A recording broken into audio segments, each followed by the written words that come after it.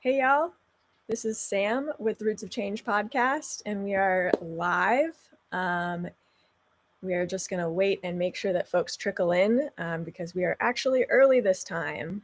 So join us now on YouTube, or if you have not signed up for In Studio and you're a Seedling member, definitely get that code in your email and join us in studio.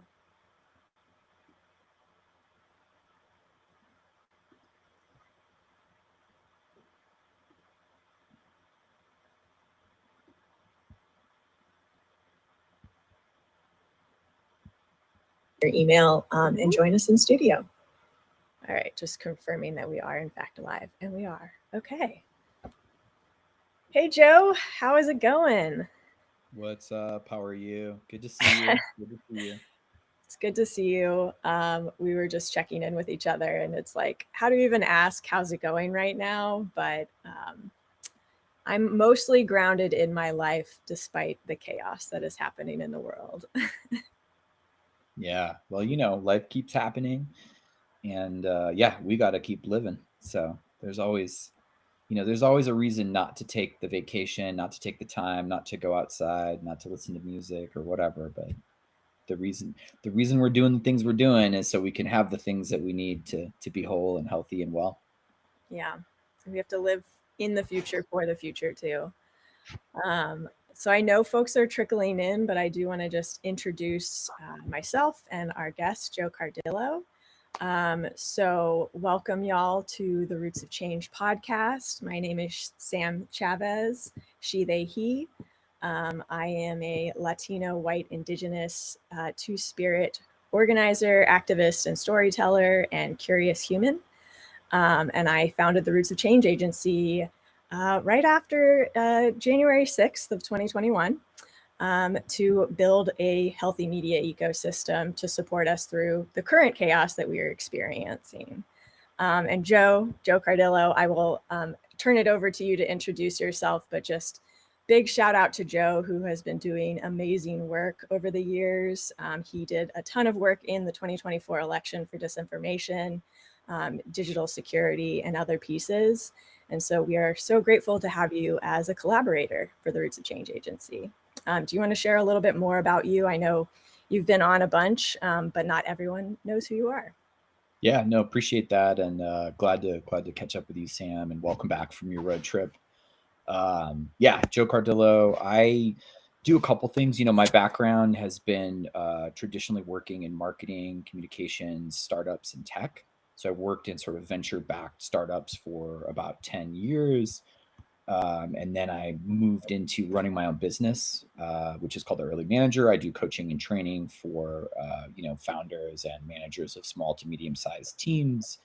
So I still do that work a bit. I also do, as you alluded to, work kind of tracking misleading content and finding ways to counter it and help people have a healthy and a better relationship to all of the information ecosystems. Some of that's public facing work, some of it's just kind of stuff where I pay attention on the back end and work with some partners. But certainly glad to be here and always thinking about information and tech and news and social media and a wide range of things. So I'm looking forward to the conversation and looking forward to hearing how your road trip went. Yeah, I'm always grateful to chat with you because we can really geek out about all of our interesting big tech and media experiences, and also, find that hope for the future, particularly when it comes to tech and media, but also in our world and in our politics right now. I know we're going to eventually talk about my road trip where I was on the road in the United States for 60 days. I crisscrossed the country using this map atlas. Oh, I love it. You still got a paper map. Excellent. I Yeah. got the full paper map atlas, and so we're going to dig Mhm. into that and what I Yeah. learned on the road, about what it's like to live in Trump's America, but also the roots of big tech and media. But obviously, big tech and media and politics are right in our face right now, and it's really hard to ignore the destruction of the mainstream media and the takeover of big tech within our government. So do you want to kind of start out and kick it off of like, how are you navigating this moment right now where it can feel really overwhelming, even though we knew Project 2025 was happening and being orchestrated? It's still a very shocking moment. Yeah, I mean, I think I will say two things. Like one, as you're, pointing to, just because you know the things and you're doing the analytical, kind of like here's what's happening, doesn't mean you get to skip the mental emotional processing of it. And living in a society where violence is sort of escalating, the rhetoric is escalating in a lot of realms and places and ways, and dealing with sort of this crisis or emergency that clearly America is going through and the people around us are going through, and people have different understandings of that, of course, but we're in a crisis moment for sure, and we have not reached the climax of the crisis. I would say, to be straightforward about it. There's a lot there, and there's a lot to process, and I think the important thing is to make sure to have the tools and resources in place, and then to be able to take some action, right? Do something with it, and so that's where I live a lot, is trying to acknowledge, but also like be sort of in a strange way, have a short memory, like be flexible, be resilient, be action oriented. That certainly I think is really important in this environment. And then I think the other thing that I would say is just being focused on what is really the root of the problem. Mm. And I'm pretty straightforward about it. We've certainly talked about it. I think it's clearly the 1%. As we're sort of being encouraged to attack other 1%. 1% of Americans are trans. 1% roughly are immigrants. 1% are Muslims. Don't quote me on the exact data. I'm just giving you the basic. We're trying to be directed to go after our fellow Americans, when the truth is that the 1% that is doing the most damage is the wealthy, the super rich, the billionaires and multimillionaires, and they're trying to turn us against each other. And I think that's the other thing for me, is just being focused on like what is really happening, and really being clear that the 1% that's been harming me and hurting the people around me is the ultra wealthy and the billionaires, and that's what needs to be addressed. Yeah, absolutely. I think that's all of that is really great advice. And I'm thinking about, seeing the forest for the trees. And I think we have to do both. Like, we're going to have to really adjust our eyes throughout this process, because we need to see that like long-term history of like, this has been steadily building over centuries and decades.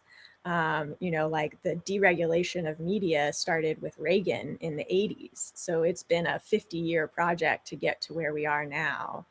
And we are in a very acute moment that is very hard and challenging to navigate. And so, like, recognizing both of those things, I think, is really important.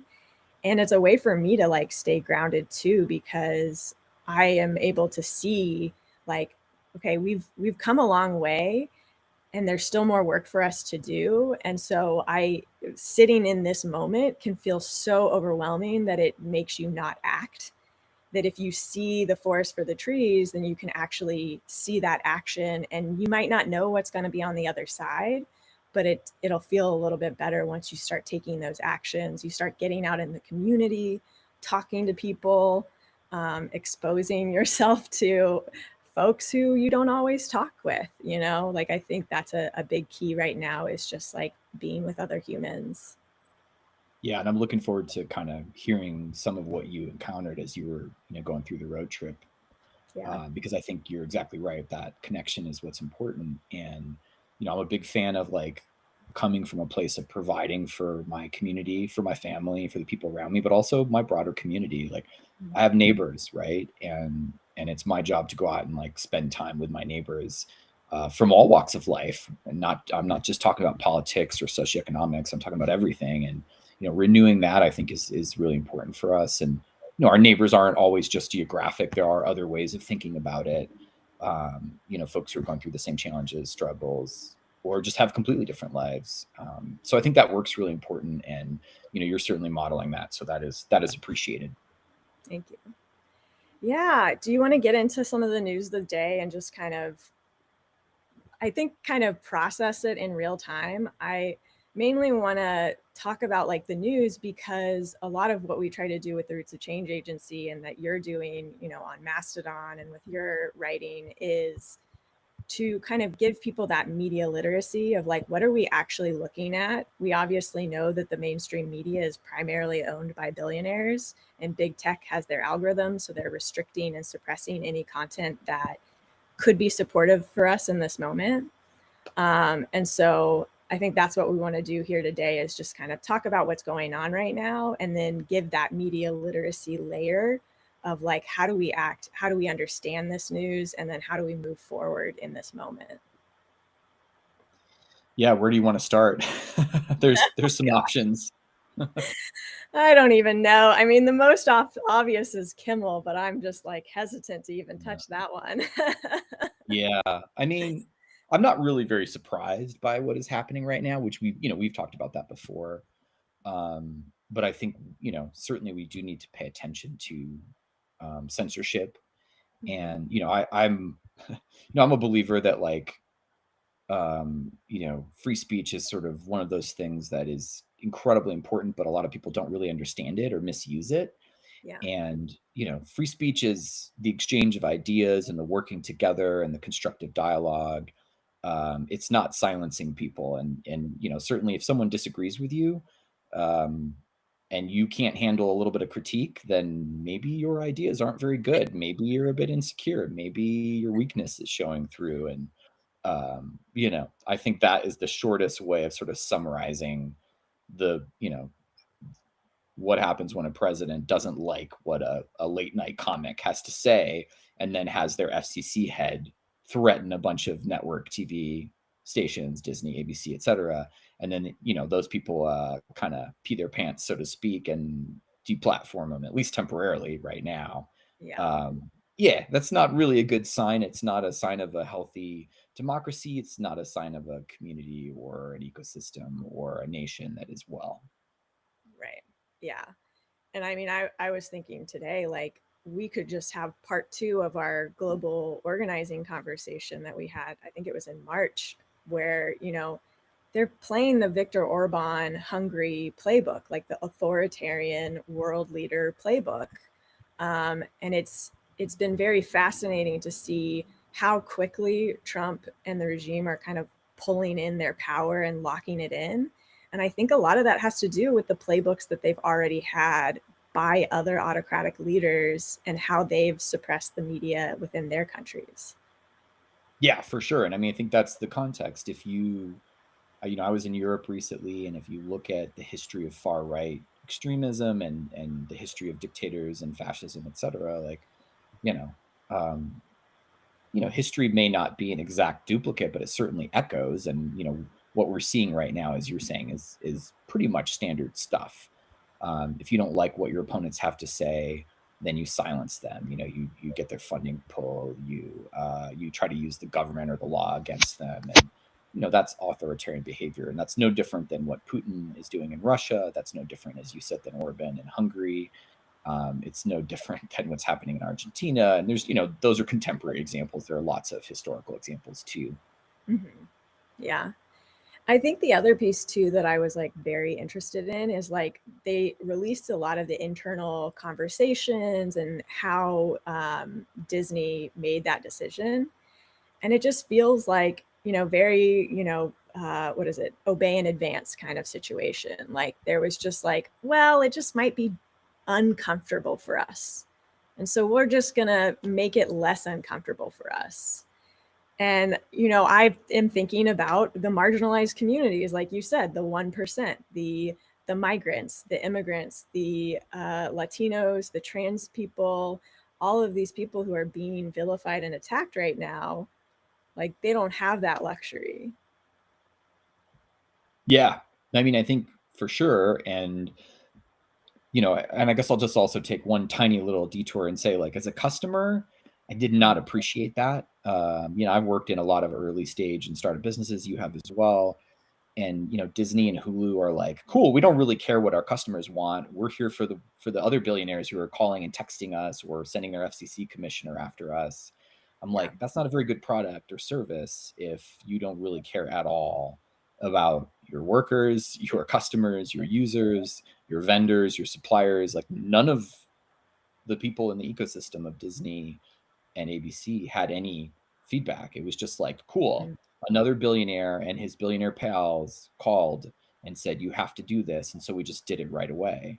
And I yeah. think, again, that's just that focus, right, on what's really occurring here. This is a power grab by the 1% to control all the resources and to sort of control our daily lives in some really harmful ways, and not to sort of be responsive to community or to customers. And I'm not surprised by it, but again, I think, Disney and ABC need to consider carefully like the standard they're setting, because certainly, as we've seen with some of these sort of multi-million-dollar settlements, Trump said, "You were mean to me. You said not a nice thing on your news show," and then he comes up with a flimsy lawsuit that literally every attorney in the U.S. says that would never stand up in court, but these companies settle it because they want approval for their next merger or acquisition or whatever. And yeah, I think that all stems from that behavior of not being accountable. And yeah, it's the 1%, right? It's the super rich kind of playing super rich games while they're raising the cost of life for the rest of us on a daily basis. Yeah, absolutely. And I appreciate that kind of reframe too. We did like a whole deep dive on elite capture, and the book by Olefoli O Taiwo. Sorry if I mispronounced that. But that is a really good book to be reading right now because it does illustrate how elites have captured so many different systems and institutions. And we want to talk about how do we act, how do we organize in this moment. And a lot of that has been hamstrung through billionaires, through the steady defunding, not just the Trump defunding. So do you want to transition into Chicago and their response to the National Guard? Because I think that is a key example of like how action can actually change things. Yeah, I mean, let me use a metaphor that I think is relevant, and then I'll mention Chicago, and then another example that I think is really great as well, because the primary purpose of uh, sort of messing with our information ecosystems and our basic stability is essentially it's fracking. And most folks are familiar with fracking. That's an oil and gas technology where they inject heavy, intense amounts of chemicals and high pressure sort of toxic stew into the ground, and they break up the substrate, and then gas comes out of that, right? This is a technical scientific term, but like when you frack, you go into the substrate and you break up a bunch of stuff, and then you grab the value, and whatever's left, which is just a shitty toxic stew of chemicals, sort of, not your problem, right? If you're a billionaire, you're like, I don't really care about this small town in southern New Mexico or Oklahoma or wherever. So this toxic stew sort of like spews out. And then, of course, you've got earthquakes and other things that happen when you frack, when you sort of fuck with the substrate. Very first earthquake was in Dallas, Texas, because of fracking before I'd ever moved to California. Yeah, right. And people in Oklahoma, can kind of nod their heads and go, gosh, this is like our whole life now, right? Yeah. We have to deal with this, on a regular basis because of that. And I think that fracking metaphor is really important because that's a real literal environmental problem, and there's all kinds of stuff that goes into that. That's also the same process that these kinds of sort of 1% type people use with information systems. They buy up a newspaper, they put their competitors out of business. That's not capitalism, by the way. That's just sort of naked authoritarian stuff. But they do it all the time, right? And then, of course, now we have someone who's, I think, correctly defined as an authoritarian in the White House, and they frack sort of the information systems, and then what's left is the rest of us are in panic and stress and struggle. Um, and I'm using that metaphor not in a heavy-handed way, but just say the point is to keep us sort of separated and isolated and mixed up. Because if we form collectively together, we're pretty strong. Collective work is really strong, and you'd be surprised at how few people it takes to kind of create strength internally. And so the whole goal is sort of to keep us in this individual, panicked, not connected state. Again, fracking being a good metaphor for that. And so the two examples that I really like one which folks might not be familiar with, is the Big Ten. The Big Ten Conference, which is a sports and also an academic conference that consists of some of the hardiest universities and colleges of the Midwest in America, have banded together to really sort of deal with the impacts of this federal reorganization and this cuts and sort of this fracking. And they're doing an amazing job of it. I don't think the jury is out yet, but or sorry, the jury is still out on that, but I think they're doing a good job of showing us the organizing.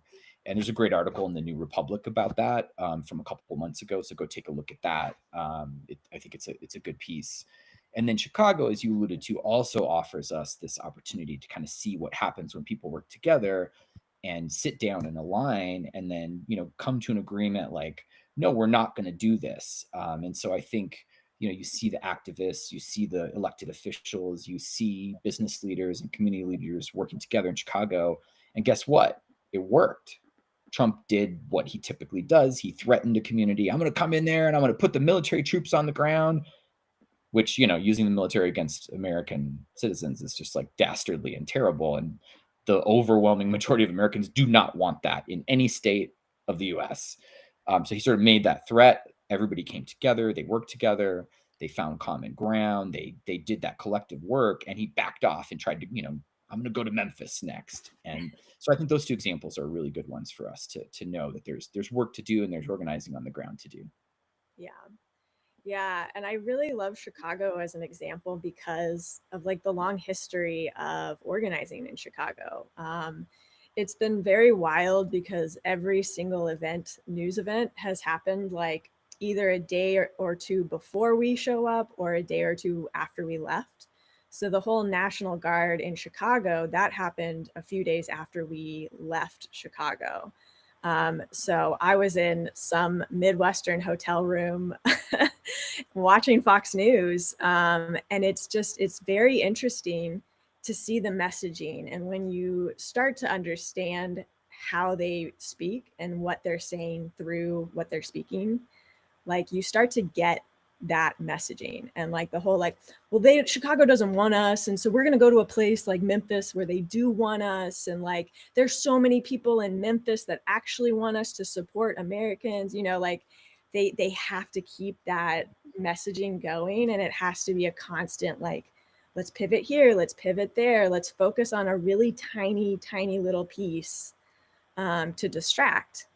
And that's their game. And so to your point, like having that steady base, it feels like we need to be steady in ourselves, but we also need to be steady within our groups and our organizations and how we're collaborating, because it can't be this stop start. It needs to be that ongoing supportive ground building. Like right now, if you're an organization, like start reaching out to those community organizations that you're close with. Yeah, and I'll give you an example. I mean, we're blessed with some pretty good community organizations here in New Mexico. Super appreciative of their work. Yeah. But I want to give a very literal, tangible example of being creative. And we were talking about this a little bit ago too before we hopped on. Sometimes you go to the meeting, the school board meeting, the city council meeting, the special commission meeting on whatever, and you give comment and you testify and you organize people. But sometimes you stand outside the meeting and you make so much noise that meeting cannot proceed as expected. And that's one example. I'm just being a little bit literal there, but I think that's the kind of structure and strategy that organizers do on the ground, and that all of us should be embracing and working collectively. Because if I go stand outside a school board meeting and yell while a school board is trying to pass some hateful, discriminatory policy that harms LGBTQ students, like I'm just one person yelling. I'm going to need other people. And maybe that's not the right strategy, right? Maybe yelling outside the school board meeting is not it. There are other options, but I think that's that collective work we have to be doing together, because we have to be more creative in this environment. As you have sort of really nicely put, like our news media and many of other institutions are not doing it for us. And so we have to be, strategic. Yeah. Yeah, and I have some advice for nonprofits, organizations, and like grassroots folks in today's tech and communications newsletter, because I think to your point about getting creative, like we need to get creative in all of the ways. Like we know that we are being suppressed on mainstream media channels, but a lot of folks are on mainstream media channels, and so like how do you get yourself out where traditionally digital folks would do that while also thinking outside of the box. Like I just showed you, hot off the presses, I just created this new zine called What is AI Really? And we have a ton of zines on our website, so this is just the newest one. But that is where I have found the most actually. Like while I was on the road, I printed a bunch of these off and I gave them out to people while I was on the road. And that was the most effective outreach that I did versus trying to post on LinkedIn and get suppressed and only 5 people saw my post about this live, for example. Yeah, yeah, and that's only going to continue to happen more, right? Like we've talked about how TikTok is about to be acquired by the Ellison family. That's Larry Ellison from Oracle and his son, who now also owns Paramount, CBS. Yes. They are already, and they're going to continue to sort of, eliminate and suppress the views that they don't agree with, that don't fit their sort of worldview. And so we have to be prepared to act differently in that. And I think there's an inversion of methods, but Mm. as you're alluding to, like print versus digital, like these things have a place.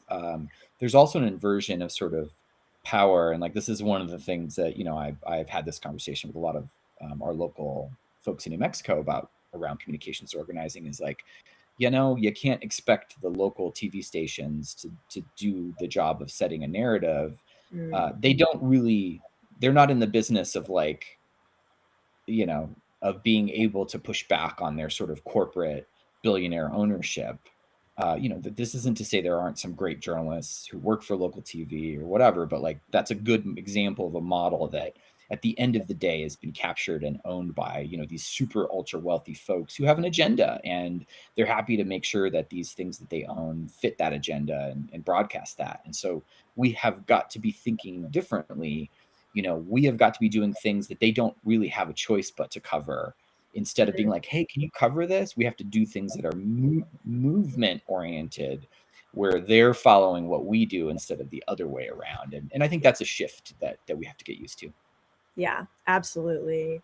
Definitely And from independent media. Sorry, I was just going to say, like, what you do is so important because you kind of live between advocacy and journalism and the work that you do.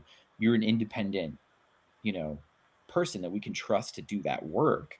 And Roots of Change is that sort of beacon in that way. And there are many other local, news, local advocacy, local content organizations that do a lot of that same work or that cover a topic or a niche.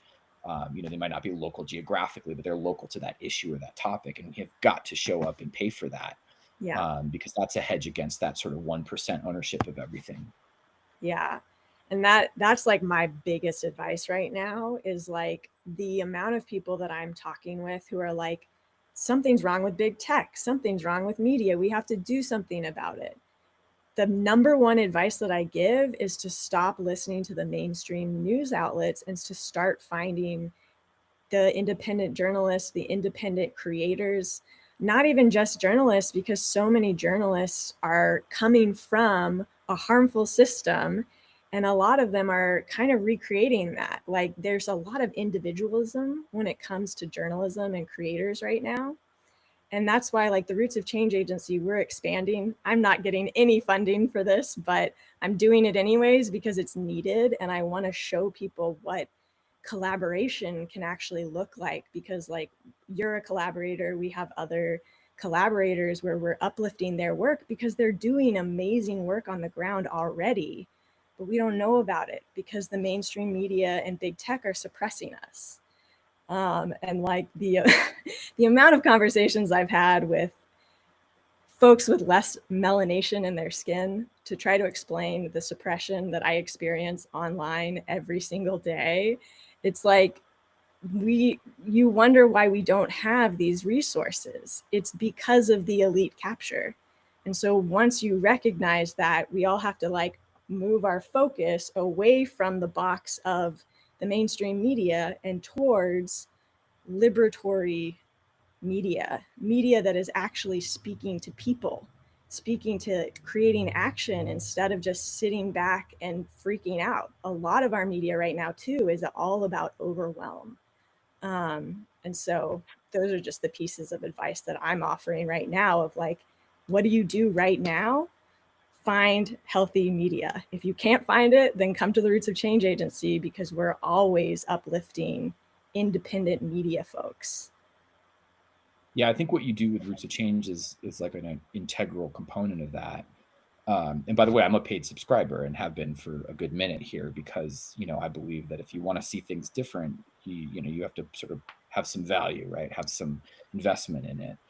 And there are many other kinds of great forms of media. I'm also a paid subscriber to and a huge fan of 404 Media. They cover tech and startups. This is ex Vice and Wired journalists who sort of built their own journalist-owned newsroom. We both love their work. So for Media, Civil Eats covers agriculture and food systems. What a cool, important niche topic. They've been doing that for 10 plus years. And there's many other examples. I'm also a big fan of backers of those things, like Tiny News Collective does really great work. They provide back end infrastructure and tech for local news publications around the U.S. So they do really great work as well. And so supporting these and backing these independent organizations is really important. Both, there's a whole side there around funders and not sort of chasing, venture capital, blah, blah, blah. But also just like, people who are information creators, whether it fits specific journalism or it's a little bit different, that's rooted in community, rooted in the place that they are, that are doing that work, that are responsible to and accountable to their community, their constituency. Because again, to tap all the way back to the beginning, the billionaires, the super rich and the ultra wealthy, they're just thinking, how can I get another cryptocurrency deal? How can I chase AI? Insert sort of the next, insane thing here. I don't know, insane, but like overhyped, I guess is the Yeah. polite way of putting that, and accurate. And so the 1% can't be trusted to own or do anything with news publications or information publications. At the end of the day, those structures have some serious deficiencies, and that's what product safety standards are for. That's what real regulation is for, which we're not going to get right now for a while. But in lieu of that, we need to strengthen folks doing the work that you do and that do a lot of other kinds of, local information, local news systems work. Yeah, absolutely. Like we have to feed the places that are doing the good work, because if we don't, they're not going to be around for much longer. And like we are obviously at a very critical moment where we need organizations that are independent, that are doing this work. And I also really, really, really want to uplift Latino, Black led, trans led, queer led. Like look for those style organizations, look for those creators, because they have been experiencing what a lot of folks are newly experiencing now for much longer. And I know we're going to get into that with the trip and all of that and like the long history of the US, but definitely look for those creators. We talked, Sharon Hurley Hall is an amazing anti-racist writer, and she needs y'all's support as well. Yeah, and I have an observation, and I want to ask you a question, because I think it's something that is, before we get into sort of the road trip side of it too. The observation is that if there is a superpower in America, it's our diversity and our perspectives and our experiences. Like that is something that I think has built, for all of its flaws and design issues, and there are a lot in America. I think that the strength of this nation, the heart of this nation, is our diversity, and that goes double for our economy and our small businesses, as well as our news organizations, our advocacy organizations, our nonprofits. Like what a tremendous strength, and we need to be strengthening that now in this time. But I also wanted to ask, just like hit the head on the nail, because I think we're kind of talking through like how people can be active. I feel like I often have people be asking me this question of like, give me the checklist. Like, I need you to tell me step by step what to do. And so I was just curious, like, how do you respond to that? Because I feel like you must get that too. Whew, I get that all the time. And, it's really hard because a lot of that is just so deeply ingrained in our culture. Like, we're going to talk about on this trip the white supremacist culture that we live inside, and perfectionism is one of those things. And like, we feel like we need to know the answers of what's going to happen on the other side. And my advice to folks is like, know the next steps and then keep going. I was talking to another collaborator, Stone Carnes, yesterday about, I can't remember the metaphor that I used, but it was like, we don't know the end of the path. I talk about this quote all the time of like, shoot for the moon, and if you miss, you land among the stars. Like, we have to get more expansive about how we're tackling these issues, because the checklist that is built by, that is the corporate speak. That is the way that they are thinking. That is the way the authoritarians think. And so the best way for us to go around that is to be more about creativity, more about our body and the depth of grounded energy versus our minds. And so that's where, if we want to be really revolutionary and we want to combat authoritarianism, we have to do the opposite of what they're doing. And that is being more creative. It is being imaginative. It is being more childlike than a checklist. And so, at the Roots of Change Agency, like our zines all offer checklists, but it's like that's the starting path to then deepen what you want to learn, what you need to learn, where you feel uncomfortable, where you want to, get in a little bit deeper and feel a little bit uncomfortable too. Yeah, I love that. I love that. I kind of come at it from a slightly different angle, but I think it's complementary. I'm always thinking about like, what is that space between the rules and the rhythm? Because both of those things are super important, right? And I think that's part of what you're talking about. That creativity is like listening to rhythm. And I think about that in the context of sort of building businesses or communities or whatever, but also like, you know, you can't rely 100% on rules because sometimes they don't work, right? And like we're in a time when a lot of institutional norms, rules, regulations are being overturned. And so we have to lean more towards that creative, rhythmic based place to know what to do. And then I also think like when people, like, this is just my personal stance, but like when people are like, what do I do next? I'm like, if you're not taking action in a way that gives you information about what, oh, I learned that, so now I should be like, Yeah. then you do need to look at your own information system and be like, am I not learning something here? What am I missing? Yeah, definitely.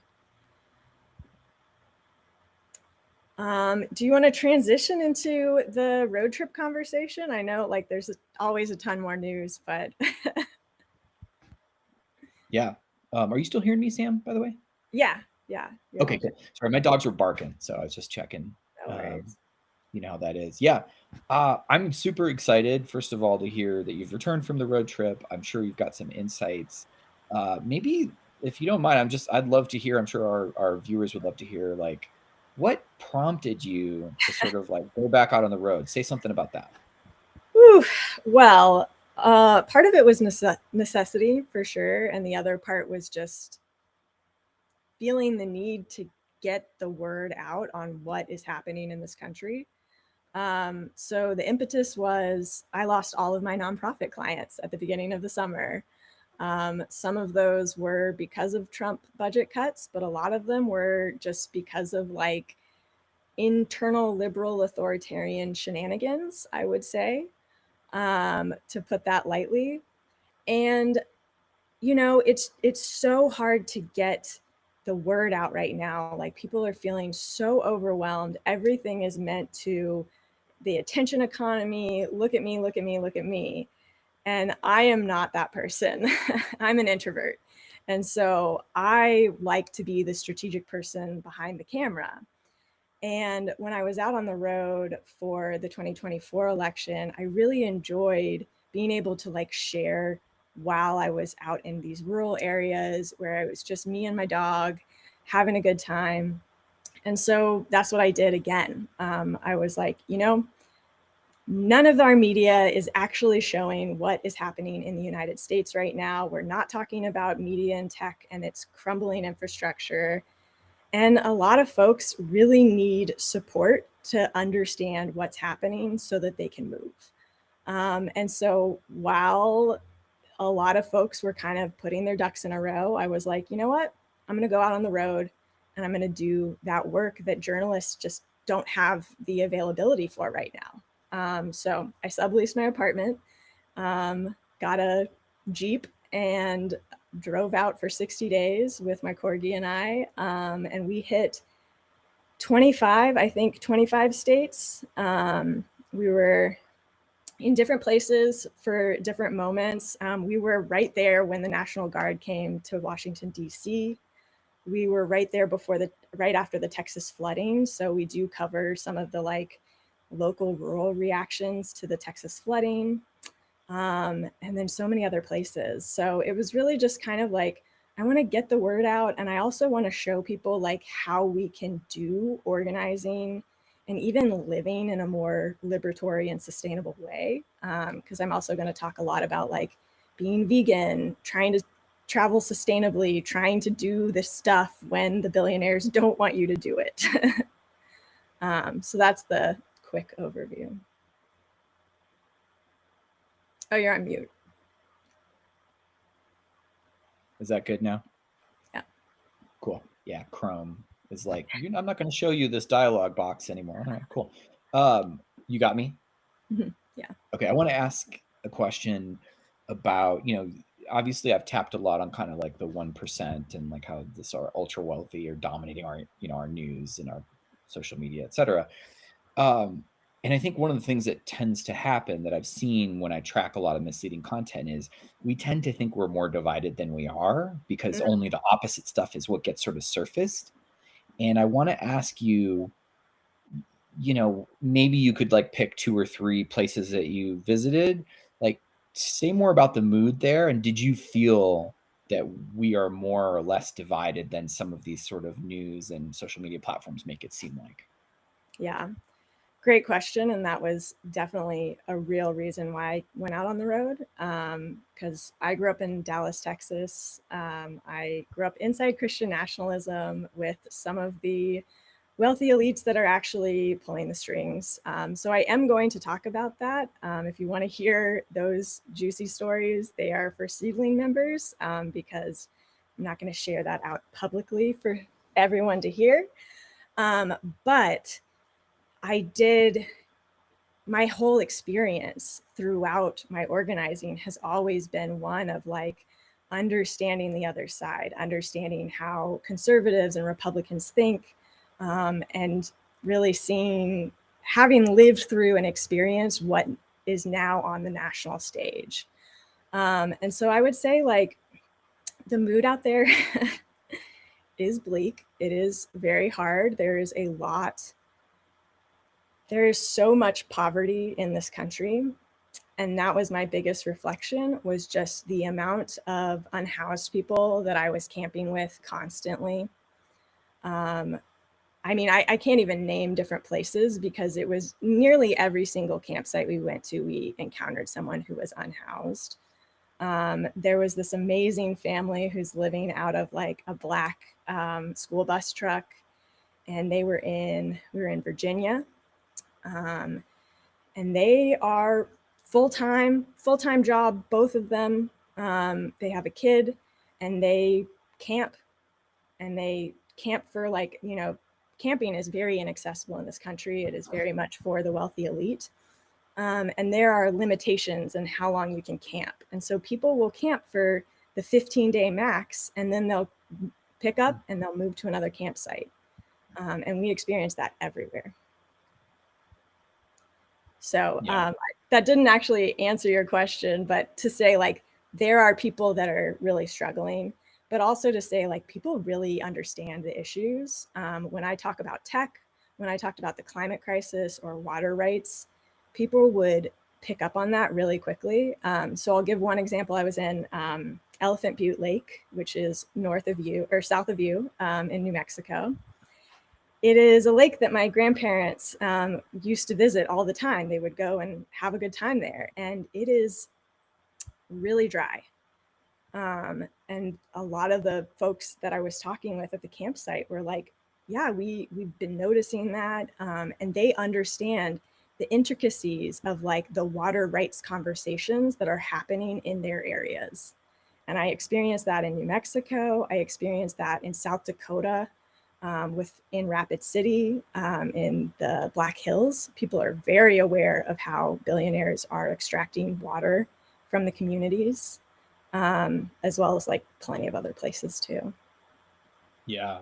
I mean, I think it's really interesting because part of what you're pointing to is like there are now so many visible signs of how that kind of 1% approach to taking extreme profits, devaluing the work of hardworking Americans, and then just sort of leaving that toxic spew or mess behind. I mean, it's so clear now that I think people, in some ways, people are having conversations offline, I think, that maybe aren't even necessarily getting surfaced on sort of the big internet, the big tech news or social media platforms, because people are having to live with those consequences on a local and real family and community level. And that, as you're alluding to, gosh, I can't think of a community in New Mexico where I'm based that isn't dealing with some water oriented issue, some pollution from oil and gas issue.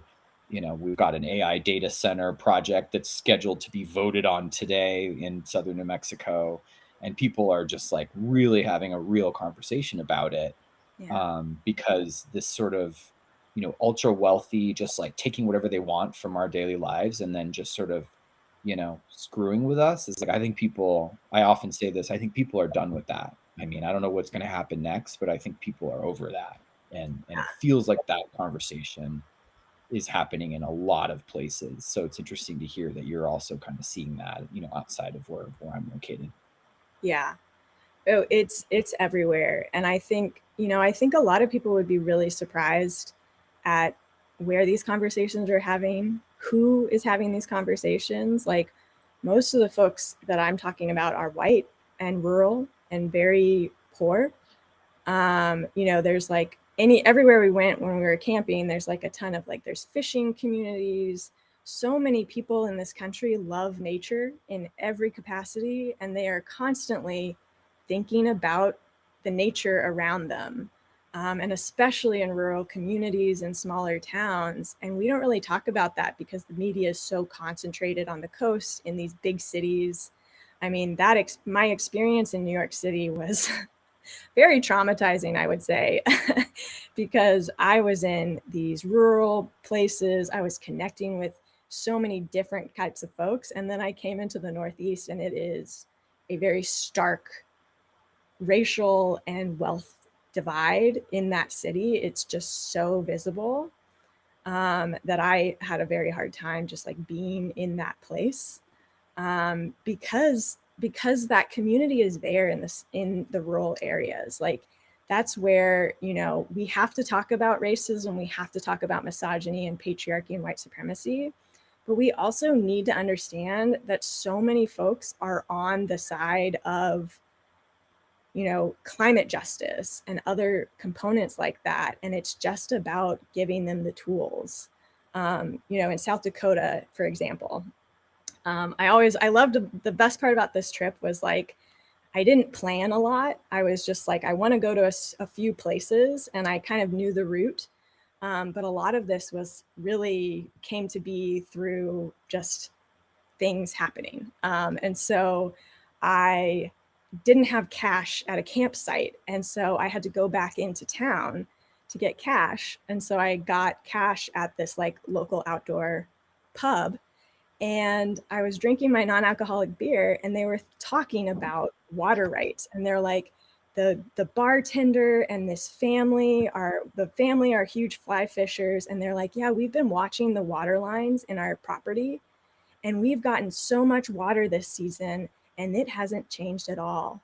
And they understood that elites were taking that water most likely and putting it somewhere else. So they were very much aware of the structures and the power.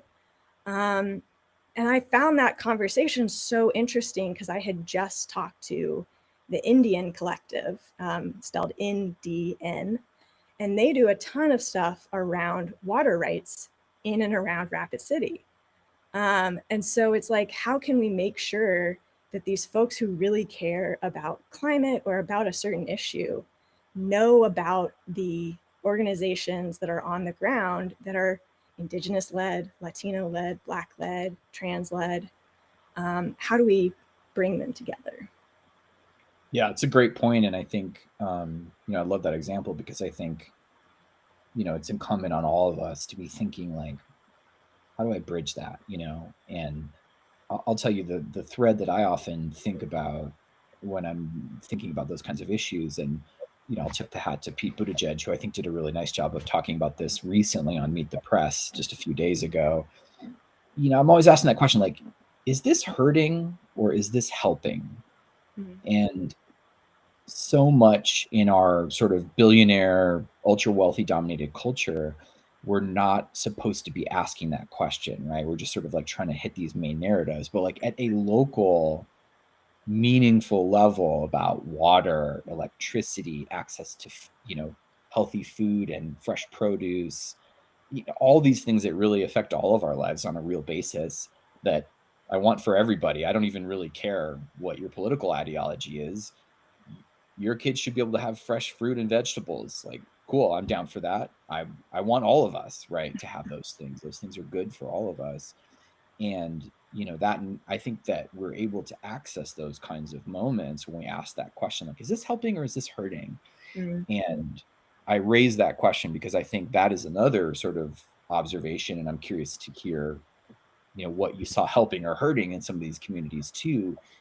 There's this sense of like, you don't have to have all the answers, but you do have to be asking, is this helping or hurting? And how can I move this more in that, making this the community that I live in, geographically, virtually, whatever it is, better and improving it? And I think that's a really important question. So I'm curious to hear, where do you see that question being asked in different places too? Yeah. I mean, to be honest, I mainly see it within marginalized led organizations. Like, I'm not seeing that in the larger society, in our larger culture, in nonprofits. Um, and, I think that's a great place to start, is that question, because I don't think that people are even beginning with that question. And so many people right now are just so overwhelmed. Like, that is my biggest takeaway, is like the people who have the means to support and help us create that change are the ones who are overwhelmed. They are living their lives to a point that they are exhausted. And, what we're not saying, and what we haven't been saying over these past 5 years, is that that is because of elite capture. Like, we saw the grip of inflation, higher interest rates, all of these other things that happened after the pandemic were designed to keep us more limited. A lot of folks with kids can't even think about anything beyond their nuclear family. And so my advice would be like, ask that question. Is it helping or is it hurting? And then what's that one little step you can take? Because even if you don't have the capacity, like that, my biggest thing is like, our work is all about building capacity. But you have to have capacity to start building capacity, right? And so when people are overwhelmed, they can't even start at step one. So that's what I would recommend, is like, just start at step one. And there are organizations that are already doing it. So it's just about finding those organizations who saw what was coming and have been preparing for a number of years. Yeah, yeah, that definitely resonates, and I think I use language like strengthening and providing and reinforcing.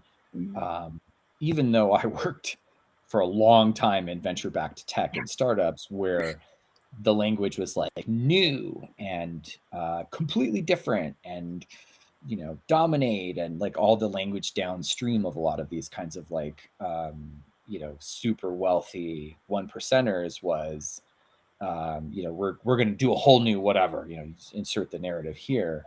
And we really do need that, like, no, we're going to go back and strengthen and reinforce and reinvest and Yeah. connect.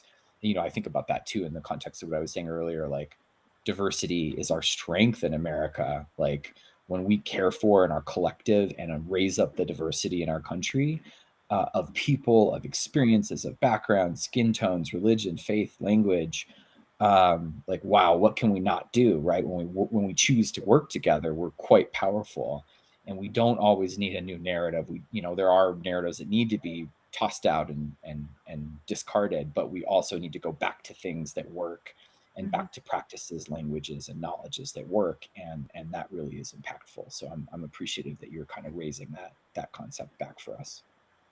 Yeah. And I think it goes back to like the elite power structures is like, again, it has to be opposite day for the rest of the Trump administration. For as long as this happens, it's opposite day. And like, I'm going to talk about growing up inside Christian nationalism. And like on the outside, I am white and a woman, but I am also queer and trans, two spirit, Latino, indigenous.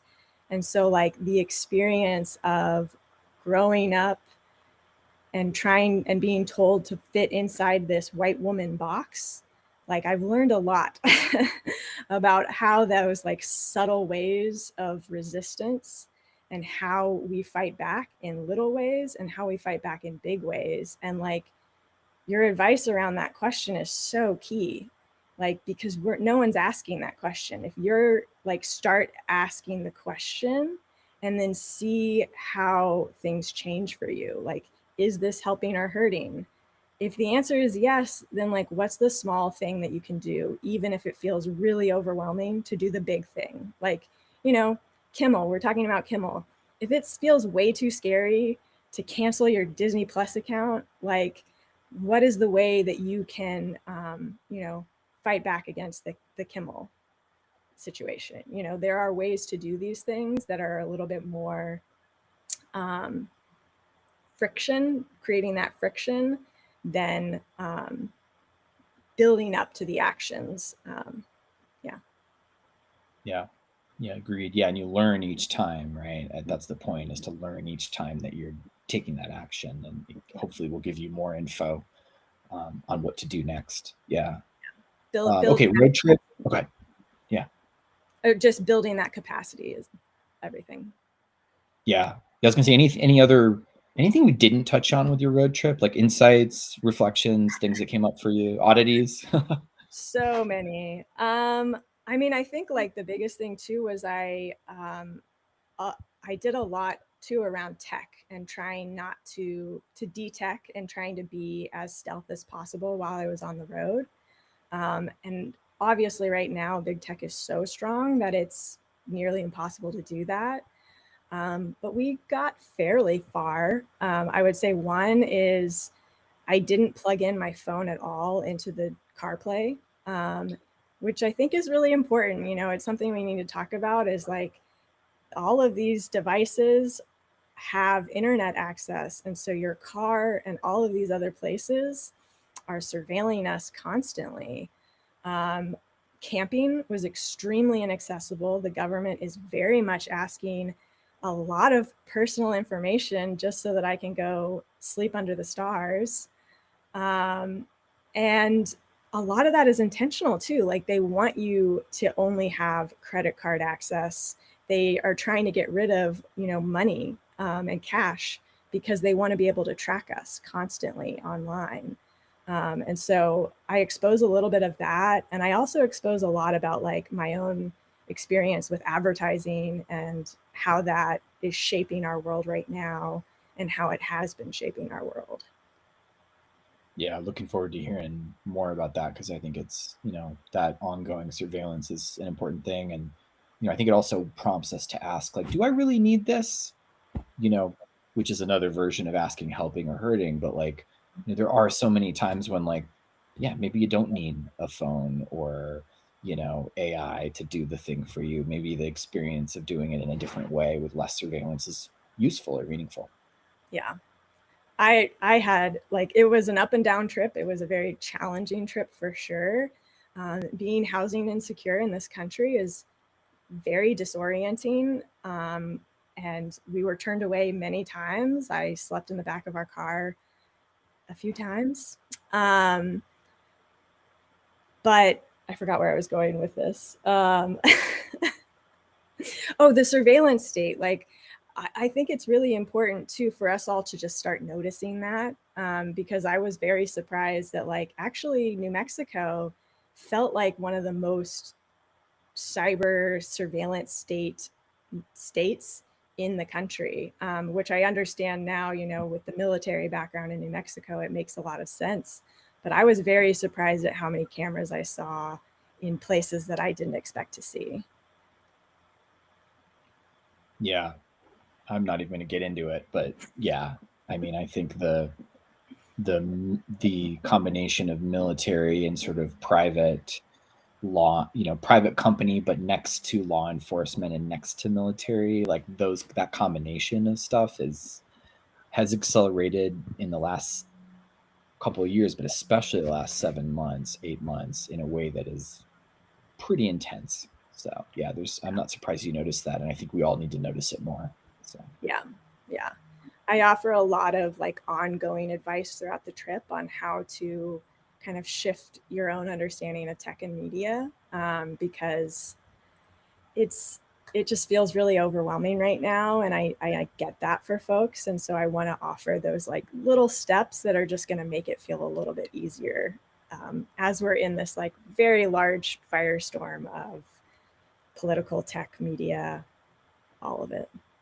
yeah, and I just want to encourage folks too who are watching to subscribe if they're not subscribers.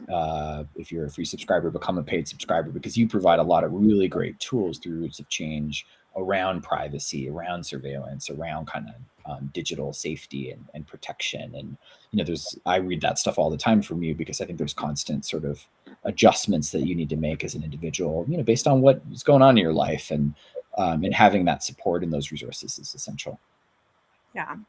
Thank you. And definitely, like, we're doing a ton of cybersecurity resources right now. We're trying to make that really easy for folks to just transition away from big tech, because I know that feeling of feeling unsafe on big tech. And so we can, and there are healthy platforms, there are healthy ways for us to shift.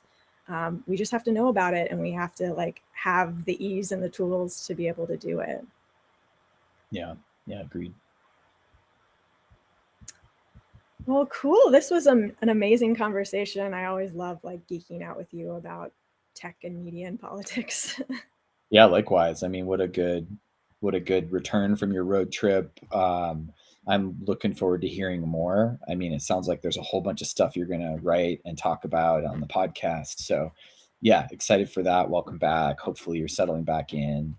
And just, yeah, really appreciative for you for sharing some of these insights because I think, that type of no, it's a lot to go out on the road for 60 days. That's a big haul. And so, coming back and bringing us some of that is just really appreciated.